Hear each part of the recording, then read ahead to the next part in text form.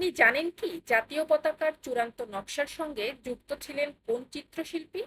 উত্তর: পটুয়া কামরুল হাসান। তিনি ছিলেন বিখ্যাত চিত্রশিল্পী শিল্পাচার্য জয়নুল আবেদিনের ছাত্র। বাংলার লোকজ শিল্প ও আধুনিক শিল্পরীতির মিশ্রণে নিজস্ব শিল্পধারা তৈরি করায় তিনি পটুয়া কামরুল হাসান নামে পরিচিতি লাভ করেন। মুক্তিযুদ্ধের সময় তার বিখ্যাত পোস্টার "এই জানোয়ারদের হত্যা করতে হবে" মুক্তিযোদ্ধা ও সাধারণ মানুষদের মধ্যে ব্যাপক সাড়া ফেলে। তিনি বাংলাদেশের জাতীয় পতাকার চূড়ান্ত নকশা এবং সরকারি মনোগ্রাম তৈরির সঙ্গে যুক্ত ছিলেন। শিল্পকলায় অসাধারণ অবদানের জন্য ১৯৭৯ সালে তিনি লাভ করেন স্বাধীনতা পুরস্কার।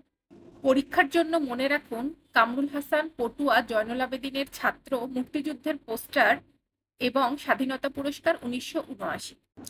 এরকম আরো গুরুত্বপূর্ণ তথ্য জানতে সাবস্ক্রাইব করুন।